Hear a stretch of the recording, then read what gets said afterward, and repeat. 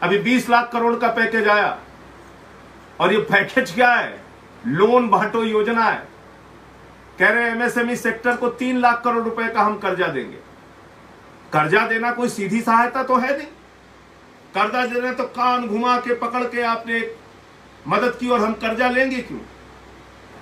MSME sector में यानी मध्यम कुटीर लघु उद्योग चलाने वाले लोगों के सामान की मांग अगर बाजार में होगी तभी वो लोग कोई कर्जा लेंगे, तभी वो अपना उत्पादन करेंगे।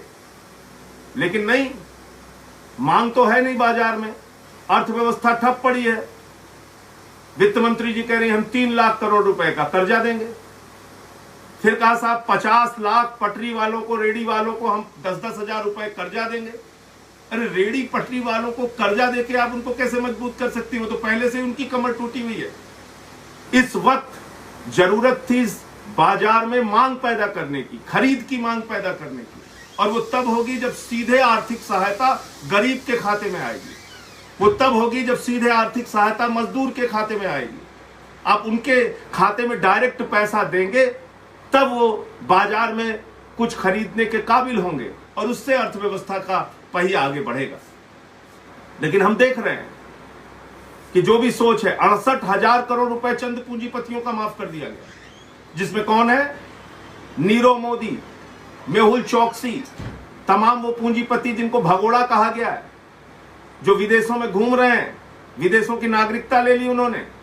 और ये एक अच्छा तरीका है, हिंदुस्तान में हजारों करोड़ लूटिए, लाखों करोड़ लूटिए और विदेशों में जाकर 2-5 करोड़ रुपए का इन्वेस्टमेंट करके, और ये हो जाता है। छोटे छोटे देश हैं जिनके साथ आपकी प्रत्यार्पण संधि नहीं है, उन देशों में आप 2-4 करोड़ रुपए, 5 करोड़ रुपए इन्वेस्ट करके वहां की नागरिकता ले सकते हैं। तो ये अच्छा तरीका है, हिंदुस्तान में हजारों लाखों करोड़ रुपए लूटो और विदेश की जाके नागरिकता ले लो। फिर वहां से कोई आपको ला भी नहीं सकता, क्योंकि उस देश के साथ भारत की प्रत्यार्पण संधि नहीं है। तो कुल मिलाकर आज भी हम लोगों को सोचना होगा, विचार करना होगा कि डॉक्टर लोहिया का संदेश, मधुलिमे जी का संदेश, राजनारायण जी का संदेश, समाजवादी नेताओं का संदेश, कर्पूरी ठाकुर जी का संदेश, उनका जीवन, उनका विचार, उनका रहन सहन, आज उसकी प्रासंगिकता है कि नहीं है, एक बड़ा सवाल है जिसके बारे में हमें सोचना पड़ेगा। और ये सोचने के लिए हमें इसलिए मजबूर होना पड़ रहा है कि आज भी वो तमाम नारे, वो तमाम आंदोलन, उतनी ही आज उसकी आवश्यकता है जितनी कि शुरुआती दिनों में रहे। जब तक गैर बराबरी का समाज रहेगा तब तक समाजवाद का सिद्धांत प्रासंगिक है।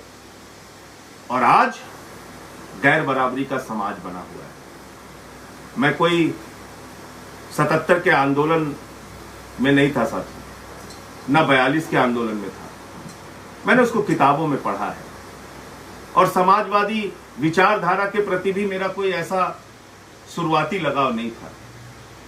लेकिन मेरी मुलाकात हुई हिंदुस्तान के प्रख्यात समाजवादी नेता आदरणीय रघु ठाकुर जी के साथ, और उनसे जब मैं पहली बार सुल्तानपुर के रेलवे स्टेशन पे मिला, वो बड़े बड़े पदों पे रह चुके थे, जनता पार्टी में बड़े पदों पे रह चुके थे, जनता दल में राष्ट्रीय महासचिव के पद पे रह चुके थे, कई राज्यों के प्रभारी रह चुके थे।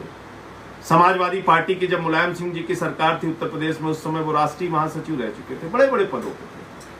उसके बाद मैंने अपनी एक संस्था के कार्यक्रम में उनको बुलाया था, और मैं घटना इसलिए आपको बता रहा हूं कि आज भी समाजवाद के प्रति समर्पित लोग जिंदा हैं।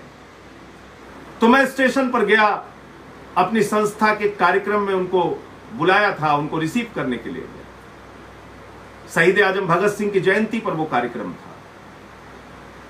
आजाद समाज सेवा समिति नाम की हमारी संस्था सुल्तानपुर में चलती थी, छोटी सी संस्था, आज भी चलती। और मैं एसी डिब्बे के सामने खड़े होके इंतजार कर रहा था कि रघु जी आएंगे और उनको रिसीव करेंगे और उनको ले जाएंगे नारा लगाते हुए। और मैंने देखा कि गाड़ी आई, रुकी और चली गई, कोई व्यक्ति उतरा नहीं। मैं सोचने लगा कि शायद जैसे दूसरे नेता होते, ये भी, इन्होंने भी कार्यक्रम दे दिया और आए नहीं।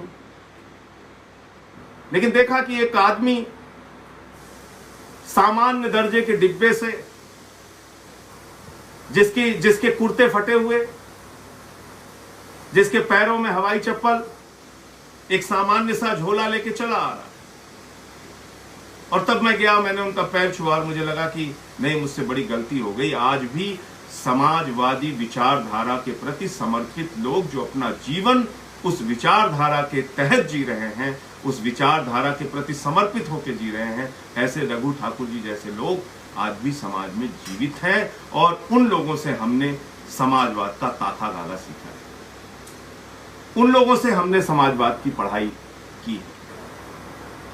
हम कोई हो सकता है कि आज जो सोच विकसित हुई, अगर हम भी सामान्यता एक परिवार में अपना जीवन जीते रहते, नौकरी से, घर से अपना मतलब रखते, रघु ठाकुर जी जैसे लोग नहीं मिले होते, तो हो सकता है कि हमारे मन में भी समाजवाद के प्रति कोई आकर्षण पैदा नहीं होता, हमारे मन में भी समाज में गैर बराबरी मिटाने को लेकर कोई आंदोलन करने की क्षमता नहीं पैदा हुई होती। हम भी अपना जीवन दूसरों की तरह आराम से काट रहे होते, मजे में पड़े होते। लेकिन एक ट्रेनिंग हुई, एक प्रशिक्षण हुआ, एक विचार मिला, तो आगे काम करने की दिशा मिली। मैं जहां एक तरफ समाजवादी आंदोलन की विशेषताओं को समझता हूं, समझने की कोशिश करता हूं, उसको अपने अंदर ग्रहण करने की, थोड़ा बहुत उन पद चिन्हों पे चलने का प्रयास करता हूं, जहां एक तरफ डॉक्टर लोहिया के 4.5 साल के कार्यकाल में पार्लियामेंट के अंदर उनकी बोली गई स्पीच के 7 खंड में बड़ी बड़ी किताबें बनी है। इसका मतलब यह बताता है कि समाजवादी अपने विचारों से देश की संसद को और देश की सड़क को, दोनों को हिला कर रखते थे। सड़क से संसद तक।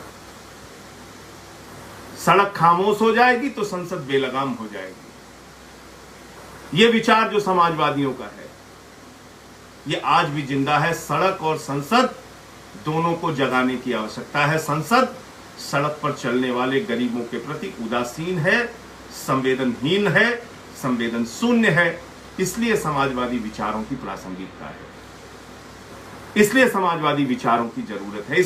इस वजह से समाजवादी आंदोलन की आवश्यकता है। आज भी उतनी ही आवश्यकता है, आज भी उतनी ही जरूरत है।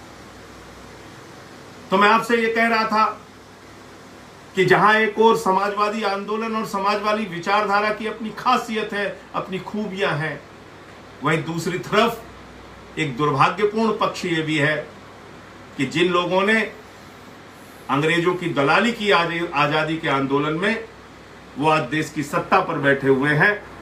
जिन लोगों ने अंग्रेजों का साथ दिया आजादी के आंदोलन में, आज वो देश के शीर्ष पदों पर बैठे हुए हैं।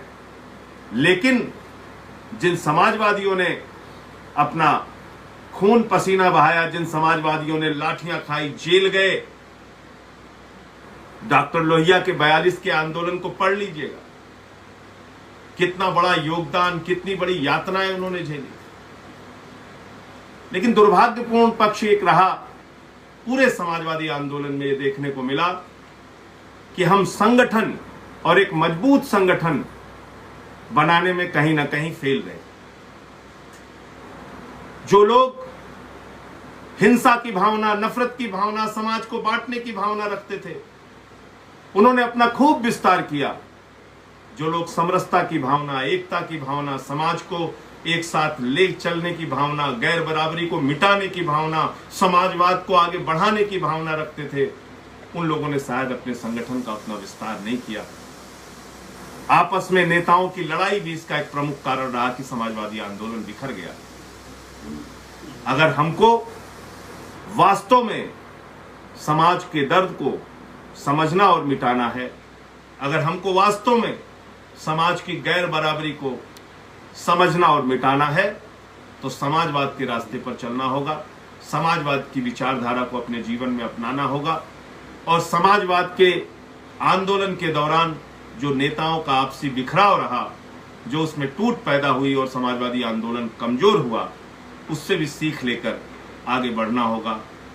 आपने मुझे अपनी बात कहने का अवसर दिया और आप सब लोगों ने इस विषय पर जो कुछ भी मैं थोड़ी बहुत अपनी बात रख सका उसको आपने सुना।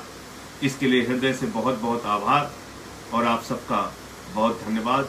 जय हिंद, जय समाज।